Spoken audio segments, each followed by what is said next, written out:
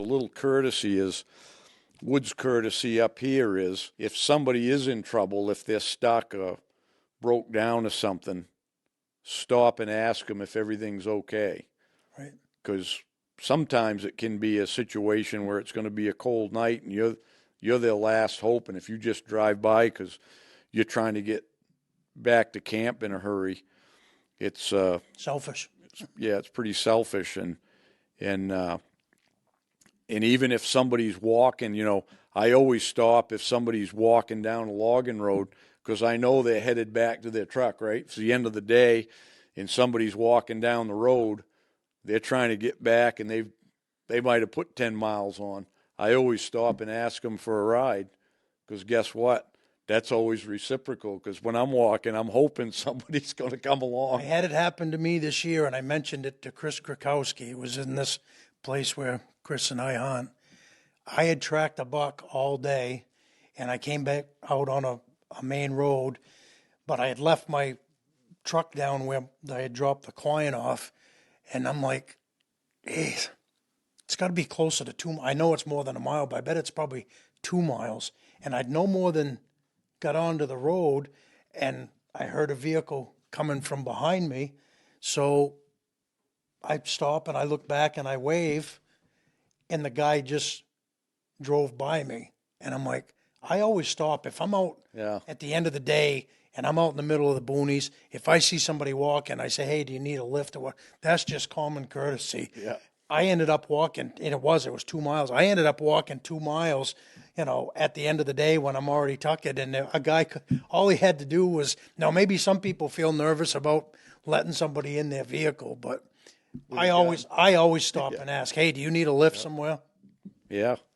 I remember when Ryland shot his first buck there tracking, we were 3 miles from the truck.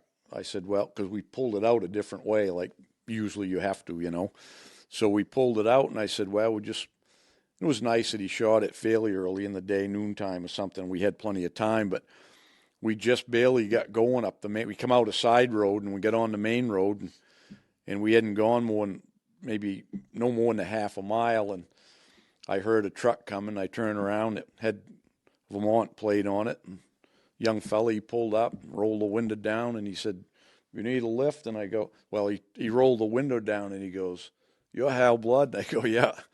And half of them now know that's Ryland, Yeah.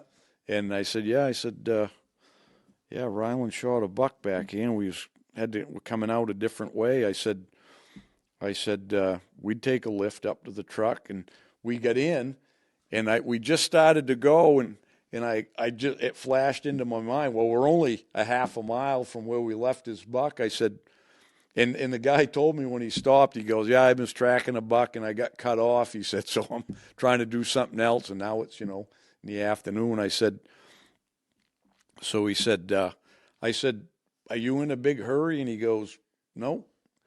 And I said, it's just as quick if you want to, well, not just as quick, but I said, if you want to just run back here a half a mile and down the side road, I said, we'll throw his buck in your back of your truck, and when we get there, we won't have to come back and get it. Yeah. He said, no problem. So we turned around, went back, and went in, and we'd left it about 100 yards from the road, out of sight. Went, dragged it out the road, threw it in his truck, got up to the Ram Charger, he backed right up, pulled her up on the hood, and away we went. Yeah, you got to have, if you don't have any courtesy, because someday you're going to be that person. If you hunt around here enough, you're going to need help sooner or later. Yeah, pay it forward. Yeah. I really am a firm believer in what goes around comes around. I think if you help other people out, it's just, it's a good way, whether it comes back to you or not, it's still the right thing to do. If you like that, make sure you check out bigwoodsbucks.com for more content. And don't forget to sign up for our newsletter.